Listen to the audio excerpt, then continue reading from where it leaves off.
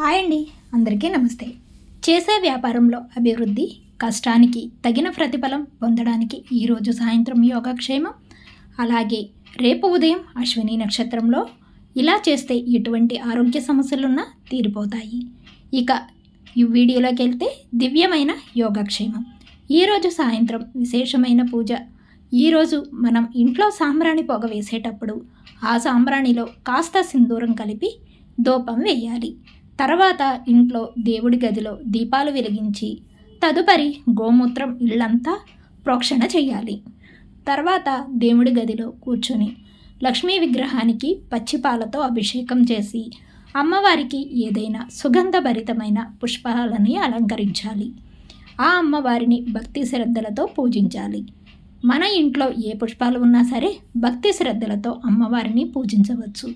ఉప్పు లేని ఏదైనా ప్రసాదం అమ్మవారికి నైవేద్యంగా పెట్టి అమ్మవారి ముందు కూర్చొని కనకదార స్తోత్రం కానీ లక్ష్మీ అష్టోత్తరం కానీ పారాయణ చేసుకుంటే, ఇవేమీ చేయలేకపోతే అమ్మ మహాలక్ష్మి మాకు ఈ రుణబాధల నుంచి విముక్తి చెందాలి, మాకు ఏదైనా ఉద్యోగం లేదంటే మేము చేసే వ్యాపారంలో అభివృద్ధి, కష్టానికి తగిన ప్రతిఫలం ఇవ్వు తల్లి అని ప్రార్థించాలి.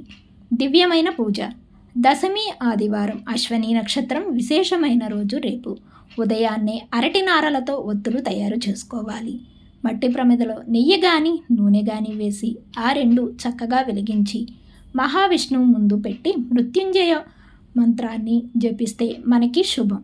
అంతేకాదు ఆరోగ్య రక్షా కవచమని రేపు ఎవరైనా అరటి నారతో దీపం వెలిగించి ఈ ఆరోగ్య రక్షా స్తోత్రాన్ని చదువుకోవాలి. పిల్లల చేత కూడా చదివిస్తే వాళ్ళకి చిన్న చిన్న అనారోగ్య సమస్యలు రావు. పెద్దవారు చదివితే ఏదైనా అనారోగ్య సమస్యలు ఉంటే త్వరగా ఔషధాలు లభిస్తాయి, లేదంటే అనారోగ్య స్థితి నుంచి బయటపడడానికి మార్గాలు కనబడతాయి.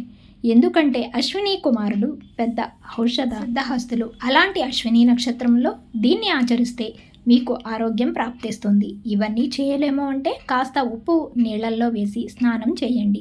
ఇవన్నీ చేయలేని వారు కనీసం ఇది చేసినా కూడా మంచిదవుతుంది. Thanks for watching.